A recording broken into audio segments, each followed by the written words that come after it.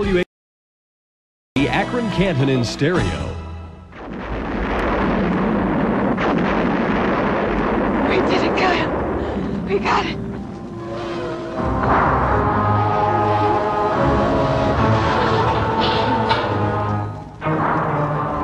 In 1984, film audiences were introduced to a new kind of villain. You're terminated.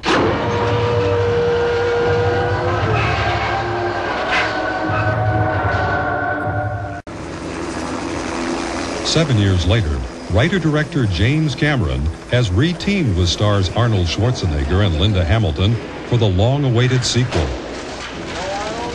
Terminator 2, Judgment Day. If it is little children today or grown-ups, the one line that everyone always asks me to say is, say, "I'll be back." Say that line. Come on now. Are you going to be back or what?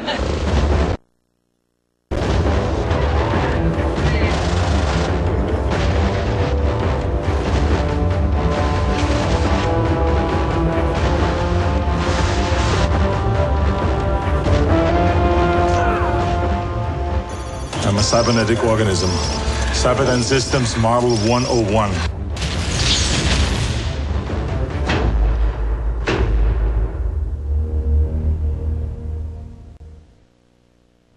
I'll be back. Those words took on new meaning in the fall of 1990 when cast and crew reunited in the Mojave Desert to continue the story of Sarah Connor and her fight against the machines of the future. The important element that's changed in her life since we saw her last is that she's had her son, John Connor, and he's now 10 years old. The new Terminator of the film is not targeted on her. The child now himself is the target. Okay. For Cameron, Terminator 2 was only a matter of time. Action! It was inevitable that a Terminator sequel would get made, and I wanted to be at the helm. I wanted to make sure it didn't kind of drift off the concept of what it should be about. Cameron's vision of a killer cyborg from the future hit a chord with audiences worldwide. The Terminator represented something to people, a kind of a dark side of the human psyche. People want to have that fantasy of being able to do exactly what they wanted to do whenever they wanted to do it. I need your clothes, your boots, and your motorcycle.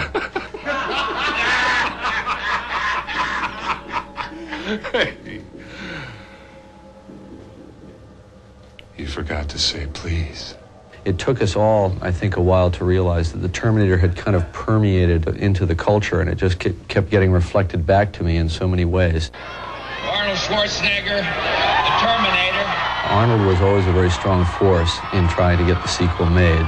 I've said to Jim Cameron, I said, we should have an ongoing story because we're dealing here with such an interesting subject. I knew, instinct told me that based on the strength of the first film, that there would be another one. It's just, you're never ready. Several of the original Terminator crew returned for the sequel, including director of photography Adam Greenberg and Terminator effects creator Stan Winston.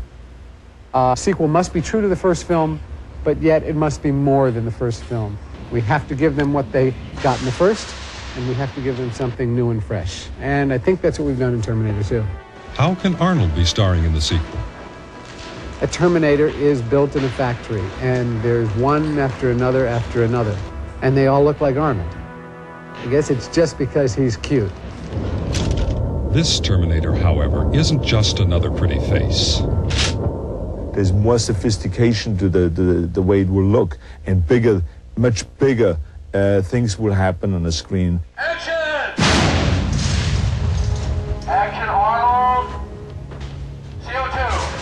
For 6 months, Terminator 2 combined the efforts of over 1,000 filmmakers, shooting day and night throughout the state of California to capture the many action sequences of the script.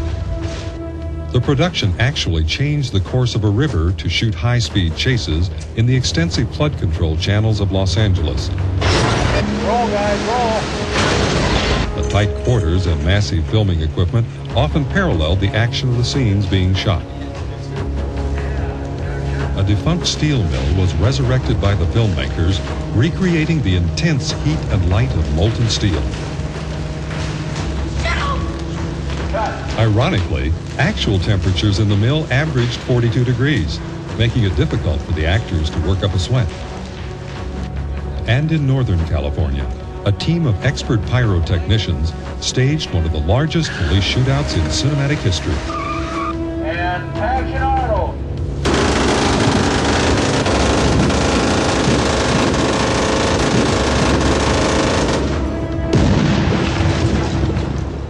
Arnold? Tell me that wasn't a rush. Their crowning achievement, however, was blowing up a 4-story office building.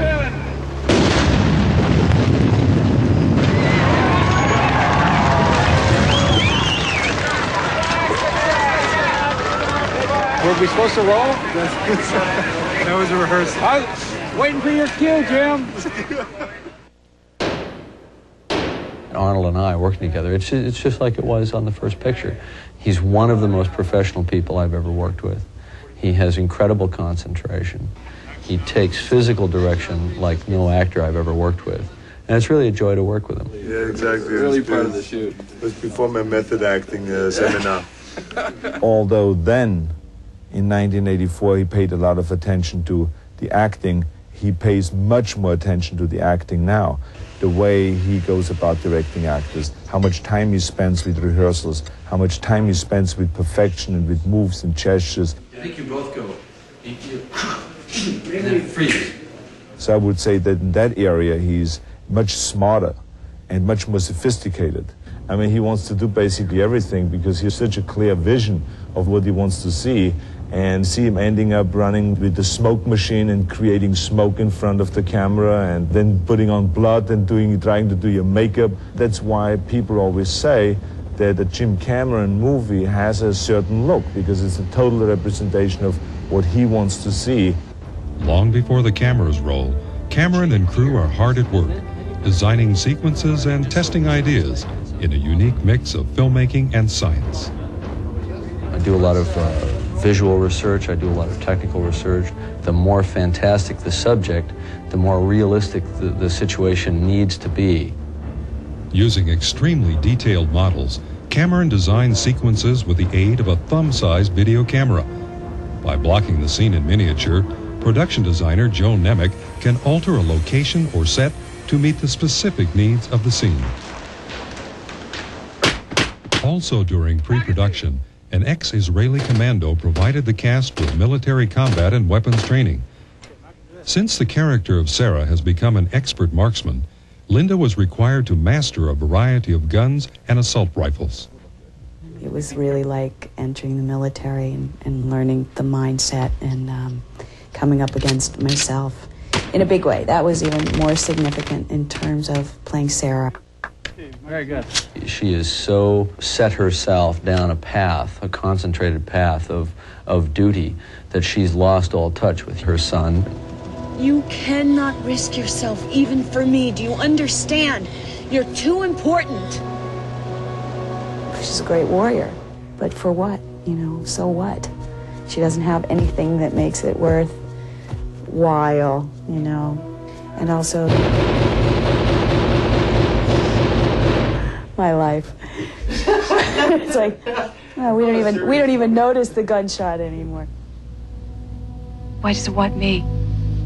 It was a nuclear war. Sarah has lived with the certain knowledge of the destruction of the world on a certain date for so long, and it haunts her dreams and nightmares every night, and it's driven her kind of to the point of madness, really, as it would anybody who really had to confront that knowledge. Because I knew it happened! It happened! We experience the end of the world through Sarah's eyes, a process that called for the strictest sense of realism.